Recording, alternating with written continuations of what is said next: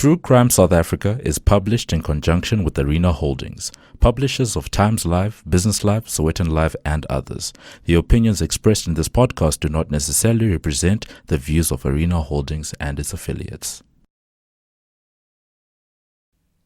The pass winds like a snake through the mountains of the Western Cape. It's breathtakingly beautiful, but also treacherous.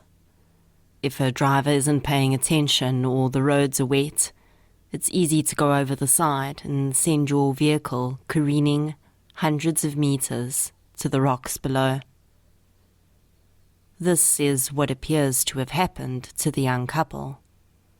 They must have been distracted and lost control.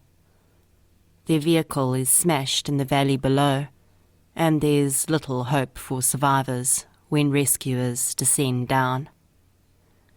And then they spot the couple, and they immediately know that this was no car accident. This is True Crime South Africa. I'm Nicole Engelbrecht, and you're listening to episode 43, The Bainskloof Murders.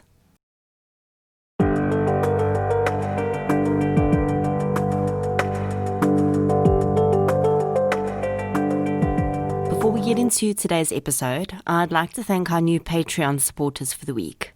A huge thank you goes out to Catherine Locke, Calvin Copling, and Tanya Adams for their support on Patreon, as well as Anna Claire Travers for her donation through PayPal. Thank you so much for your support, everyone. It really makes a huge difference. If you'd like to support the show through Patreon or PayPal, I'll leave the links in the show notes. As always, any form of support is appreciated, and it doesn't have to be financial. Sharing of episodes, inviting your friends and family to listen, and interacting on social media all go a long way to keep the show growing and improving. I'd also like to thank Natasha Salkiner for her donation of 4 books, one of which, Headline Murders by Chris Carsten, is where I discovered the case I'm going to be covering today. The case jumped out at me because it's quite different from the kinds of cases I've covered before. Rather than being a planned murder, this was a case of 2 young people finding themselves in the wrong place at the wrong time. And when the eyes of 5 career criminals fell upon them, a horrifying journey began, which would end with them and their car at the bottom of a mountain pass. Let's get into episode 43, The Bainskloof Murders. The following episode may contain sensitive material, including descriptions of violence, sexual assault, or graphic descriptions of injuries to victims. If you feel you may be triggered by such material, please consider this before accessing our content. To access trauma counseling or services, please see the helpline information on our show notes. Maritza van der Merwe came from a close-knit family in Westbank, Malmesbury. Her parents, Elizabeth and Clifford van der Merwe, had raised their 3 children in a comfortable, albeit simple home, with good values and through hard work. In 1997, Maritza was just 4 months away from turning 22 and still lived at home with her parents, her 16-year-old brother Clinton, and her 11-year-old brother Eckhard. Maritza's dream throughout her life had been to model, and she'd taken part in many beauty pageants throughout her school years. She was indeed a striking young girl. But her dreams of modeling had been set aside and replaced with the reality of needing to earn a living. She worked as an admin clerk at New Laid Chicken Farm in Wellington. What started as a friendship with a young man she'd known for most of her life had by this time progressed into a romance, and she and 19-year-old Sean Lateghan were officially dating. The van der Merwes knew the Lateghan family well and had no qualms about their daughter dating the upstanding young man. Despite the small age gap, Maritza and Sean got along well. Sean seemed to be mature for his age, and this likely made the age gap less significant to the pair. Sean Latachan had also lived in Westbank for most of his life, and his family reflected the same stability and hard work ethic that Maritza's family did. His father Stephen owned his own building company, and Sean had started working for him after he matriculated. The rest of the young man's family was comprised of 2 older sisters that had already left home, and his younger sister Lauren, who he doted on and drove to school every morning. Sean had saved up and just purchased his first car, a Ford Laser Sport. He was immensely proud of the vehicle and had recently kitted it out with an impressive sound system. Probably far too large for the tiny vehicle, but Sean was over the moon. And he and Maritza would spend most of their time together in the car, the music reverberating against the windows while they chatted, laughed, and held hands. It had become their private space, a place where the young couple could be alone, away from their parents and younger siblings. Sean's mother describes the young man as a very precise person. To him, everything was black and white. You were either doing the right thing or you were doing the wrong thing, and Sean inevitably stuck to the straight and narrow. His parents were proud of the young man who, in contrast to bubbly Maritza, was quiet, but spoke up when he needed to. He'd never really given his parents a day's worry, and although he socialized and enjoyed his time out with his friends and Maritza as much as any young man, he was always home by 10 p.m. at the latest, especially during the week, and he never stayed out without notifying his parents. On Tuesday the 23rd of April 1997, Maritza phoned her mom from work and asked her to make her favorite chicken curry for dinner. Elizabeth agreed and started making the food preparations. She recalls Maritza being in a hurry when she got home from work. Elizabeth herself was in a hurry to get out the door, as she had a church function to get to, and recalls last seeing her daughter as she dashed out the door. Shortly afterwards, Sean picked Maritza up, and they drove around a bit before eventually settling in to listen to music in a street next to Malmesbury Post Office. It was a place where young people of Malmesbury often gathered in the evenings to chat and socialize. Just past 9 p.m., Sean and Maritza realized that they needed to get home, but both felt a bit hungry, so they decided to stop in at a fish and chip shop on the main road of Malmesbury that they knew stayed open quite late. At 20 to 10, Sean eased his Ford Laser into a parking spot opposite the fish shop. Across the road, directly outside the shop, was a cream-coloured Ford Cortina. It had black bumpers, silver alloy wheels, and dark-tinted windows. 2 men stood outside the vehicle and looked up when Sean pulled into the parking space. A passerby witnessed the moment, saying that the 2 men seemed annoyed, and spoke among themselves for a moment, and then walked across the road to Sean's vehicle. The Ford Cortina had contained 5 men that night. All were friends and lived in areas surrounding Malmesbury. Only one of the men, 23-year-old Donovan Krieger, was from Restorative in Cape Town, and he was not here with his friends by chance. Donovan had left Restorative the year before to live with a friend, to escape police that were hunting him. The young man had been involved in a robbery in Mowbray, as well as a fuel theft in the prior December. The irony of that night, though, was that there was a policeman sitting in the car with him. Andrew April had been suspended from his duties, though, and it certainly wasn't the first time he had been friendly with criminals. Ricardo Foti was also in the car that night.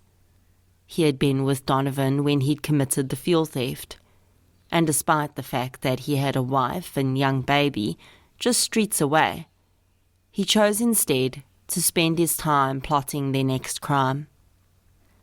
The other two members of the group were Percy Whittles and Reuben Hector. Reuben was Andrew April's brother-in-law. The car the men sat in belonged to Percy Whittles, and it was no accident that they were parked outside one of Malmesbury's busiest establishments that night. It was to be their first hit of the night. The men planned to walk into the shop, armed with Andrew's service pistol and a shotgun belonging to Donovan, and clear the tills of money while holding the owner at gunpoint. After that, they would move on to an equally busy coffee shop in Worcester that also stayed open late. Two of the men had climbed out of the vehicle and were surveying the street, picking their moments to pounce on the shop, when Sean's Ford Laser had pulled into the parking space across the road. The fish shop was the only one still open on the street, so the men knew that the couple had to be heading in there. Donovan and Ricardo strode over to the Ford Laser, while the other three stayed in the car. It would later emerge that the group had, on the spur of the moment, decided to change their plans. They decided to hijack Sean and Maritza and leave them on the side of the road outside of Malmesbury. Then they would use their vehicle in their next robbery to throw police off their trail. Donovan approached the vehicle and, without a word, yanked open the door, got in and overpowered Sean, while Ricardo kept Maritza from getting out of the car. Donovan instructed Sean to drive, and Ricardo waved to the other car to follow them. They drove out of Malmesbury, looking for a deserted area, but eventually just pulled over on the side of the road. Sean begged the men to let them go, but somewhere along the line, they seemed to have changed their minds. The young couple's hands were bound with adhesive tape behind their backs, and they were forced into the boot of Sean's treasured Ford Laser. The terrified couple could not know that their nightmare was only beginning. The men drove the two vehicles along winding mountain roads through the Boerland, seemingly trying to figure out what they were going to do next. Sean and Maritza remained inside the boot of the vehicle all that time, their hands secured, being jostled back and forth every time the car took a bend, wondering what lay ahead. I can only think that when the car eventually slowed and came to a stop, they must have felt an enormous mixture of relief and also inexplicable fear. The boot was opened, and the couple was instructed to get out. Percy then pulled out a gun and pointed it at Sean. Terrified, the young man started to run. The group laughed at him, chased him down, and kicked his feet out from under him, dragging him back to their vehicles. The group started to discuss what they would do with the pair. Andrew April, the suspended policeman, didn't think it was a good idea to kill them. He likely knew very well that would result in a huge manhunt for their killers. Instead, he said, they should just be left exactly where they were, so that the group could continue on with their plans. Donovan Krecher was not happy with this suggestion. He told Andrew in no uncertain terms that the couple had seen his face, and they were not going to live to tell the tale. If Andrew didn't go along with what he wanted, he would put a bullet in his head. Keep in mind that Sean and Maritza were standing on the roadside with the group, listening to them plan their demise. On hearing Donovan's threat, Ricardo, clearly in a show of bravado and siding with his partner in crime, began to beat Sean in the face and chest. They then forced the pair into the boot of Percy's car and drove off again. They stopped at a picnic spot near Ceres, where they continued to beat Sean mercilessly, smashing his head into a tree when they tired of using their fists. Ricardo then stood behind Sean and pulled the young man's own hands up so that the adhesive tape wrapped around his hands pulled tightly enough around his neck, and attempted to strangle him. When he failed at this, or it took longer than he thought it would, he put a plastic bag over Sean's head and tightly wound adhesive tape around his face and neck, essentially blocking off all his air. Andrew walked over to Maritza, who had just witnessed the horrific thing that they had done to Sean, and kicked her in the stomach so that she fell to the ground. When she was down, he put a bag over her head and wrapped tape over her face and neck as well. It would later emerge that some of the group had wanted to shoot the couple, but Andrew April had warned them not to, as the echo of shots could be heard by people nearby. As Maritza and Sean struggled for air, the group loaded the couple back into the boot of Sean's car, stripped them of all their jewelry, stripped the sound system that Sean had worked so hard to earn from his car, and stole his leather jacket. They then headed for their final destination. Just a few kilometers up Bainskloof Pass, the cars pulled over once again. All 5 men helped to push Sean's car over the side of the pass, with the couple still in the boot.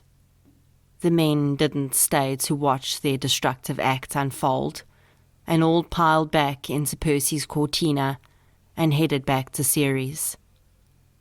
If they had stayed to watch, they would have seen the Ford laser bounce off the rock face below several times, and on the way down, they would have seen the boot fly open, and the bodies of their 2 victims flung out, joining the car in its free fall.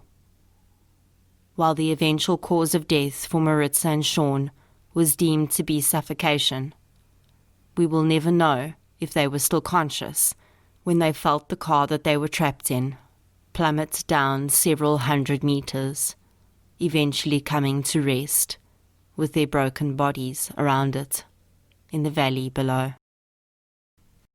When Maritza's mother returned from church that night, she'd found it strange that her daughter was not home yet.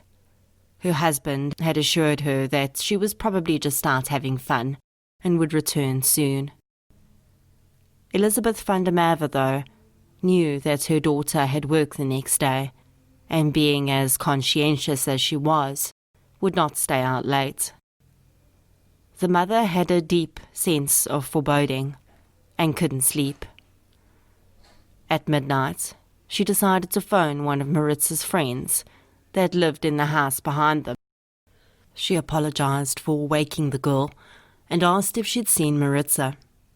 The girl said that she had seen her getting into the car with Sean earlier that evening, but she knew nothing more of her whereabouts. Elizabeth sat in the lounge, briefly nodding off from exhaustion, but unable to rest. At Sean's house, his younger sister Lauren awoke and started getting ready for school. Her mother was getting ready for work, and by the time the girl had had breakfast and was ready to go, she told her to wake Sean up, as he hadn't come out of his room yet. Lauren knocked gently on the door, and then opened it a crack, to see that her brother was not there, and his bed had not been slept in. Then the phone rang in the Lateghan house. It was Maritza's mother, asking if they knew about the girl's whereabouts, or if she could speak to Sean. All at once, the 2 families realized that neither of them knew where their children were, and something was very, very wrong.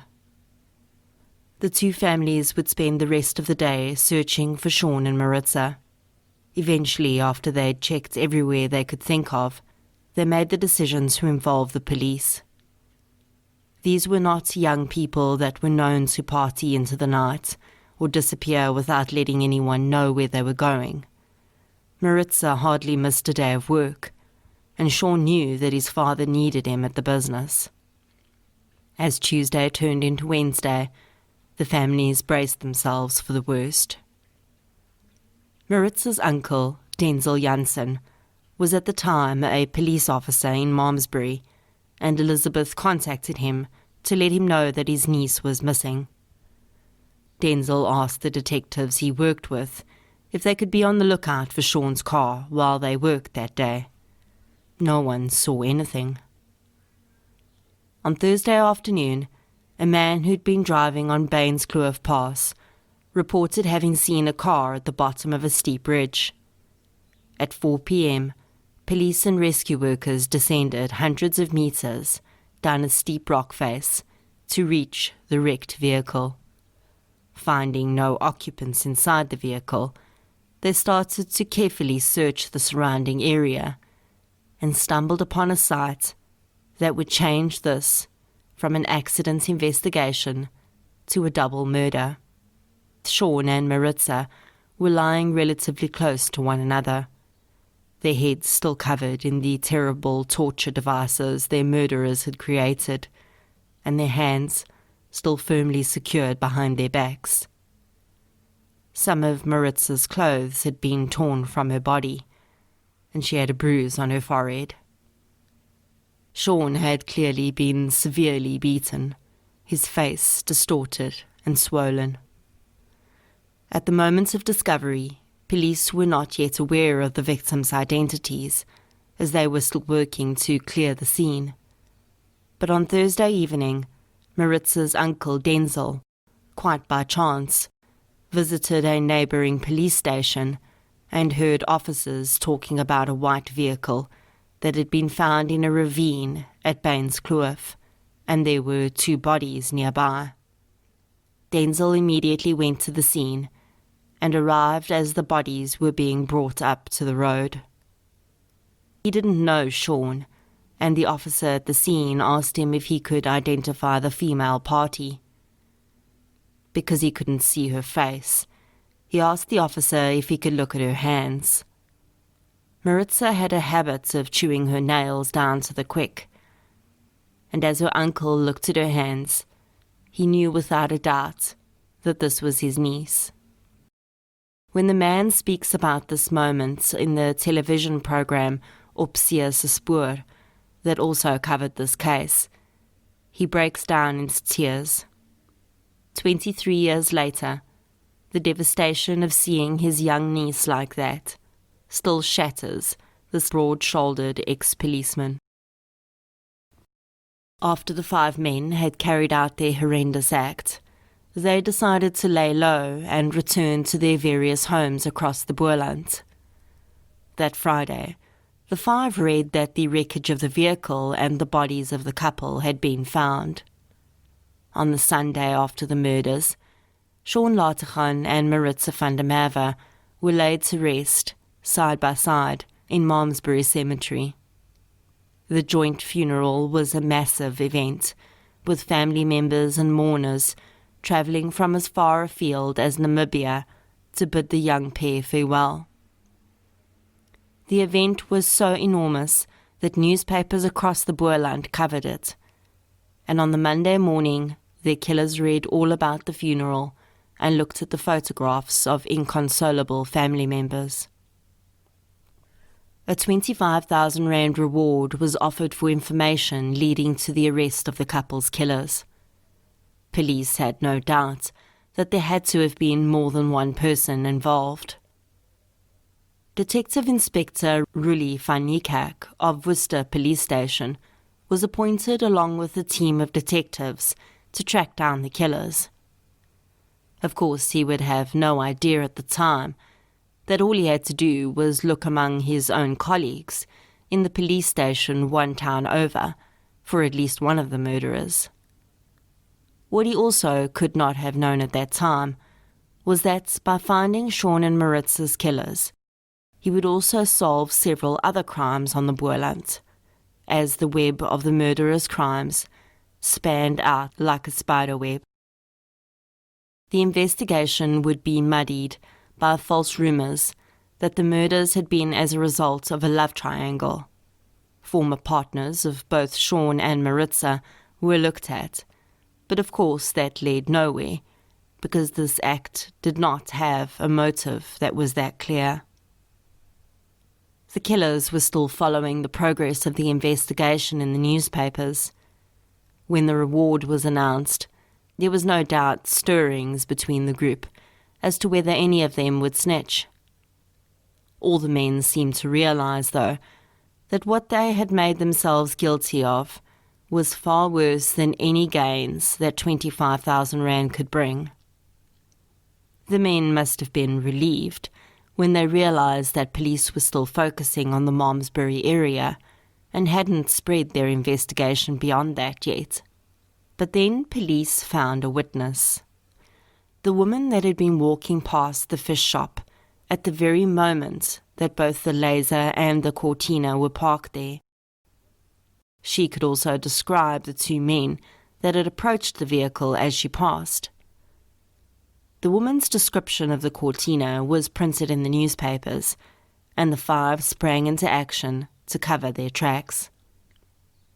They found a man who spray-painted cars with no questions asked, and asked him to respray the vehicle black.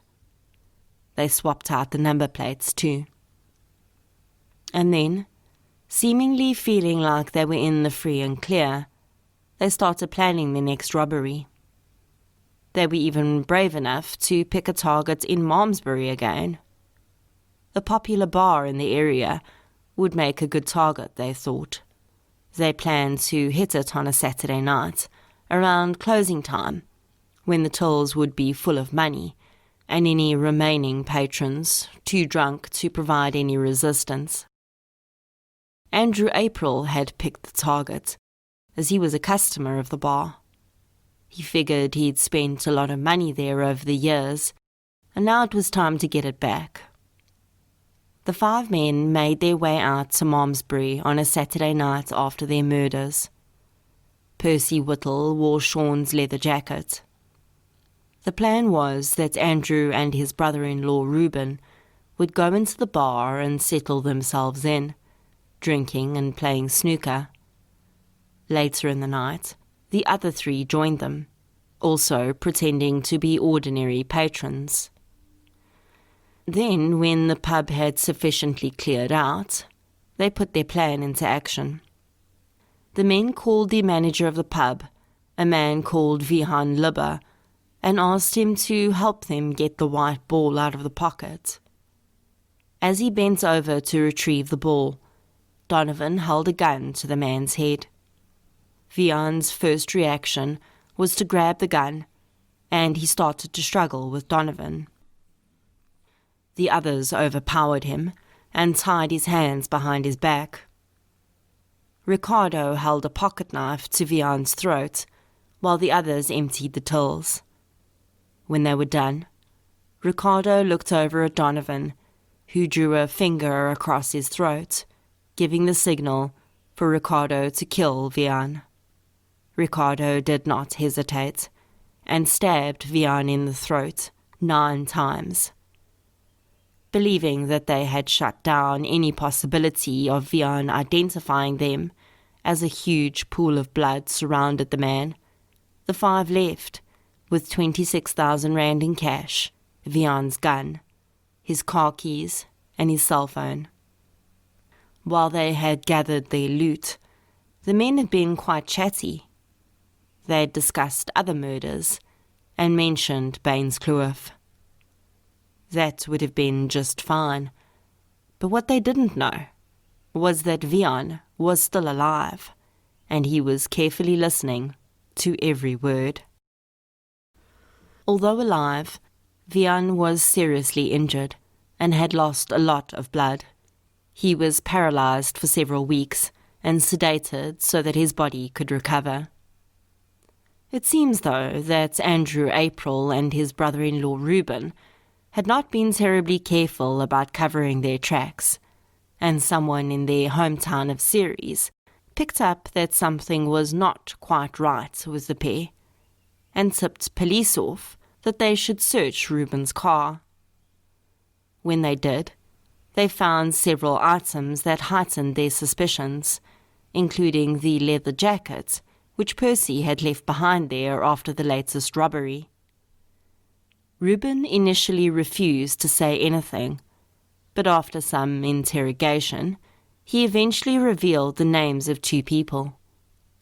One of them, Ceres police recognized immediately.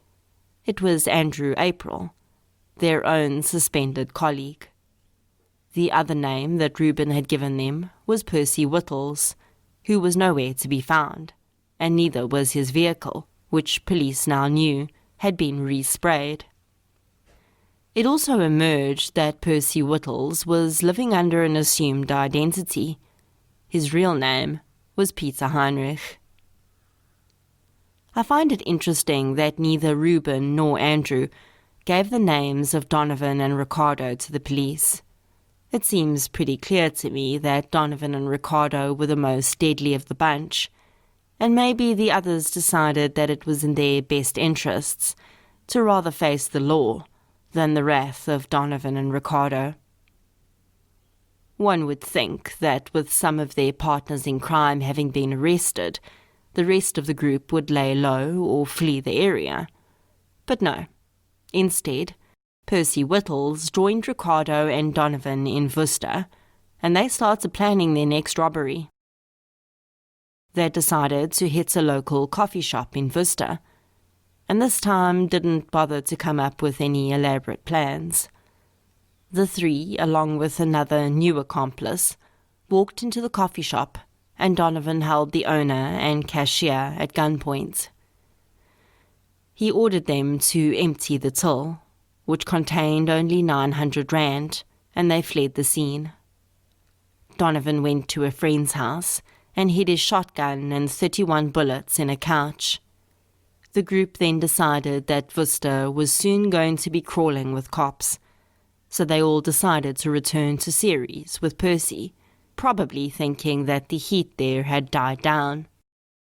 Someone, though, had decided that it was time the rest of the group was caught, and a tip was given to police that the man they sought, Percy Whittles, was on his way from Worcester to Ceres, and he wasn't alone. Police set up a roadblock and arrested Percy Whittles, Ricardo Foti, and Donovan Krieger as they travelled through Rawsonville.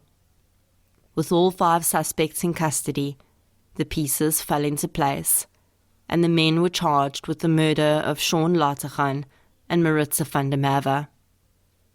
Percy Whittles, though, had no plans to face the music, and 2 weeks after his arrest, he and 4 other men, also all armed robbers, escaped from Warm Bokkeveld prison in Ceres. He would be on the run for 3 weeks before he was arrested in Wolseley. While Percy was on the run, Ricardo Foti was singing like a bird in Worcester Circuit Court and decided to turn state's witness. He had absolutely no doubt that he was going to be taken down for the robbery he'd committed in Mowbray with Donovan, the attempted murder and robbery at the pub, and the murders at Bainskloof.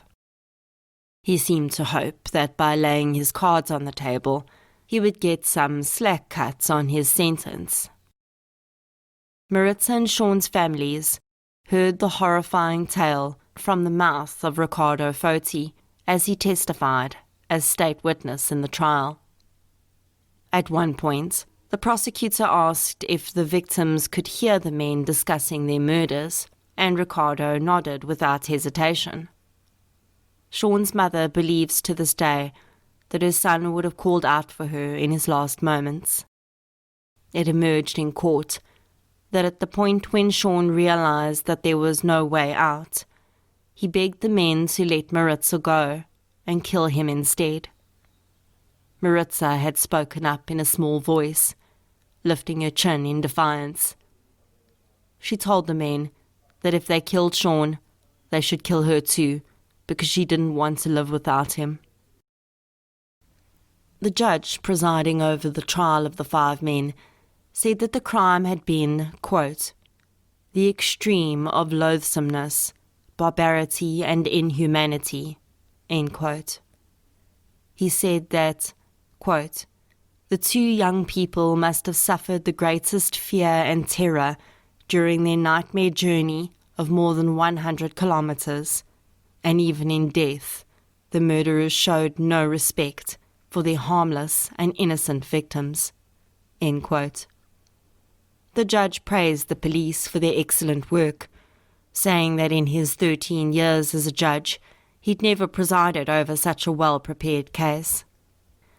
Ricardo Foti was given 40 years in prison for the murders of Sean and Maritza, and the other 4 were given life sentences.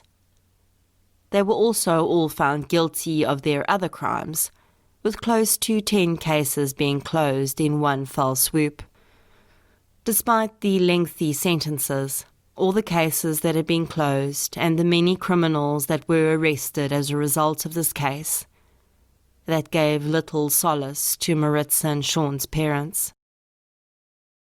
Sean's mother was hospitalized for treatment for depression after his death, and everyone that knew and loved the couple struggled to move on from their deaths.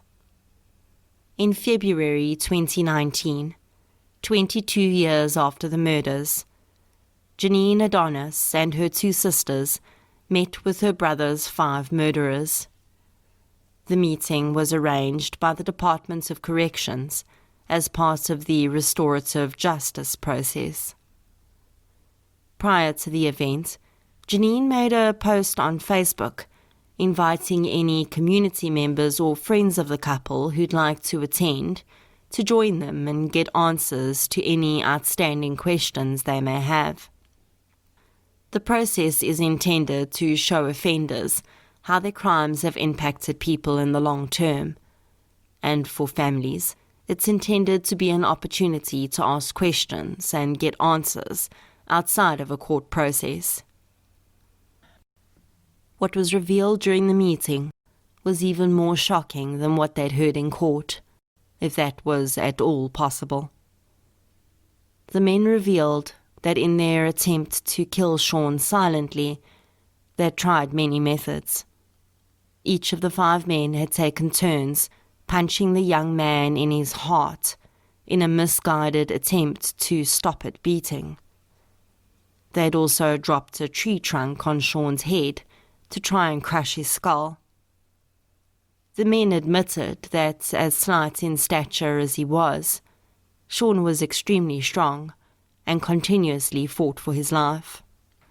Sean's sister described seeing the men brought into the room that day in shackles, still serving their prison sentences, and she says that her expectation was that they would open with an apology to the family, but none of them did.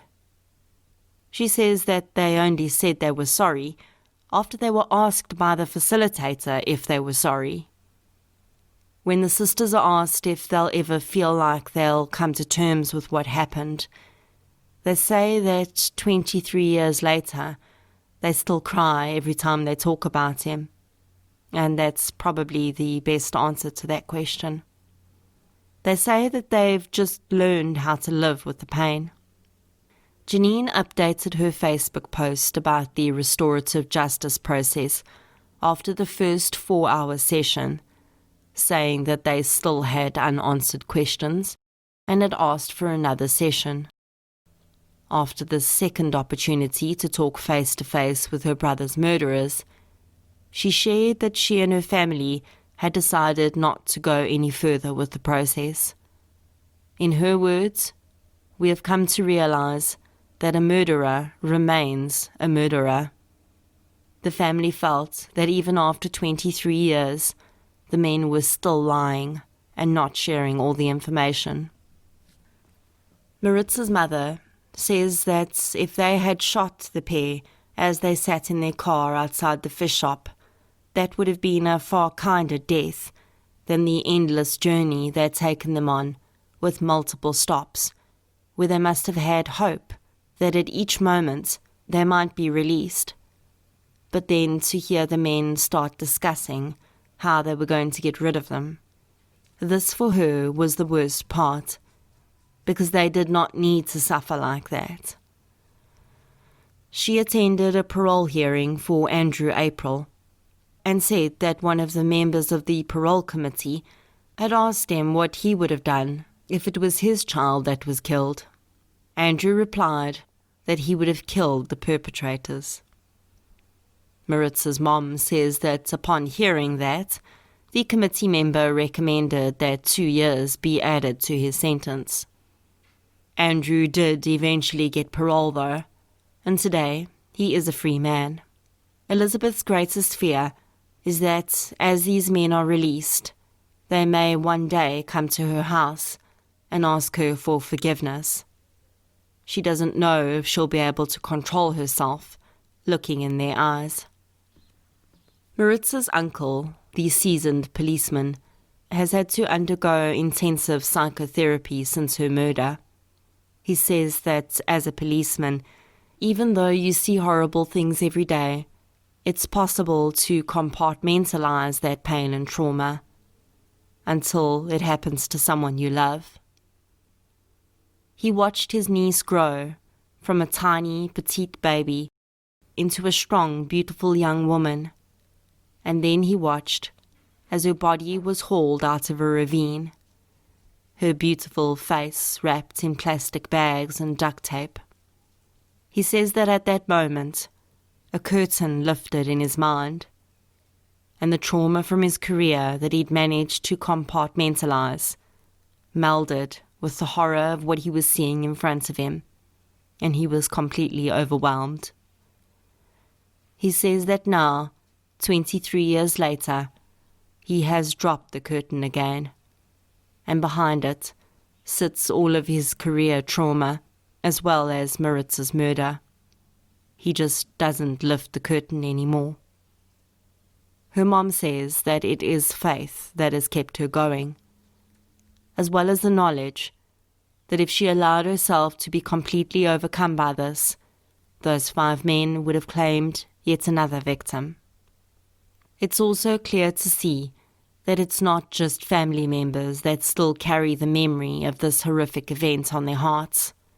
When Janine posted in her Malmesbury Facebook group about the restorative justice appointment, the post attracted hundreds of comments, with people recalling the day the car and Sean and Maritza were found, and the court case. There was understandably a lot of venom against the murderers, but mostly people shared their memories of Sean and Maritza 23 years later. 2 young people that didn't get a chance to live their lives. As for the offenders, we know for sure that Andrew April is out on parole. Ricardo Foti became available for parole on several occasions and has been consistently declined. His brother made a rather thoughtless statement, in my opinion, to the media after his brother was last declined for parole. He said that his brother should have been let out of jail a long time ago because he had already been punished for his crime, according to him. He went on to say that he didn't think that his brother would ever get out of jail because, according to him, the parole board was being influenced by the victims' families. Well, hell. I don't know why that would be the case, Ricardo's brother. I mean, they only have to live with the fact that your brother wrapped their loved ones' faces in plastic bags and tape after torturing and beating them, and then threw them into a ravine like they were nothing more than pieces of trash. I mean, I can't imagine why their intense, unending pain and the fact that your brother has shown no real remorse would affect the parole board's decision at all. Perhaps you should be thankful that your brother is alive and you can visit him whenever you want to, and he's not in a grave in Malmesbury Cemetery next to the woman he loved. Donovan Krieger, who was 23 at the time of the crime and already a career criminal all over the Western Cape, has become quite the prisoner's spokesperson while in jail. In 2008, he represented other vicious killers in a bid to get the Department of Corrections to allow the prisoners the choice of which prison they were in, and not to be moved around due to overcrowding. He represented members of the 27s gang, including members of the so-called Flower Gang, who committed a heinous murder in which they killed a mother and her young child. Krige described the men as model prisoners. It is quite possible at this point that many of the perpetrators may be out on parole already, as I was only able to confirm the status of one of them. If there was ever a senseless murder committed in history, it was these two murders. There was absolutely no reason for Sean and Maritza to have died that night. All those men needed to do was get back into their vehicle and drive away, or wait for the couple to buy their fish and chips and leave. It would have taken no more than 10 minutes in the quiet shop. But they just couldn't do that, because in their eyes, looking through their narcissistic view, this couple had dared to intervene in their plans, and for that, they had to pay the ultimate price. I have no doubt that as Donovan Krige approached the vehicle that night, he saw something else that set him off. He saw a young man who was everything that he was not. He saw a successful youngster who'd worked hard to afford everything he had. He saw a beautiful young woman who was with Sean because she desperately loved him, and not because she was afraid of him or because of what he could give her, as his relationships had likely gone. While I'm sure that the initial plan was just to hijack the couple, I'm pretty convinced that at least one of those men already knew when they pulled away from the fish shop that neither of their victims was getting out alive. The sadly ironic thing is that even though Donovan and his crew put the pair through so much and robbed them of all their physical possessions and eventually took their lives, Donovan still couldn't rob Sean of the man that he was. He still couldn't break the bond between the couple, no matter how hard he tried. If Sean Lateghan and Maritza van der Merwe had not encountered those 5 horrendous criminals that night, they may not have gone on to get married and build a life together. Their young love may have fizzled out, and they may have gone their separate ways. But at least they would have had that choice. If those 5 men had decided to wait 10 more minutes to rob the fish and chip shop, Maritza and Sean's families would have had entirely different lives. The community of Malmesbury would not have had a deep scar running down its middle, which, although through the years has been covered in scar tissue, when you dig just a little, it's just as raw as it ever was. Sean and Maritza are the epitome of innocent victims. Wrong place, wrong time, wrong group of thugs. Whether or not the two would have remained as a couple had they lived, both had enormously bright futures ahead of them. Sean would have likely taken over his dad's business one day. Maybe Maritza would have made her dreams of being a model come true. Like their surviving siblings have, though, they would have contributed to their communities in one way or another. They would have lived and loved and grown and matured. They would have experienced the loss of their parents someday, but that would have been a far easier loss to deal with than the unnatural reversal of that order.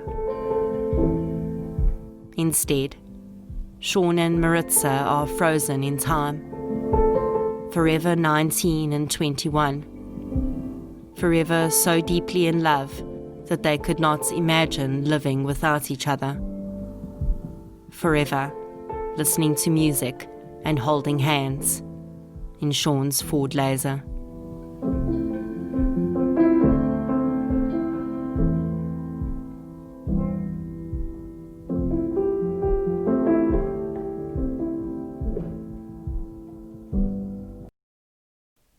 Thank you for listening to episode 43, The Bainskloof Murders. If you enjoyed this episode, please be sure to subscribe to the show on the app you're using to listen right now. You can also follow us on social media. We're on Facebook, Twitter, and Instagram. I'll be back next Friday with the Spotlight minisode. Until then, as always, thank you for your support, and I'll chat to you soon.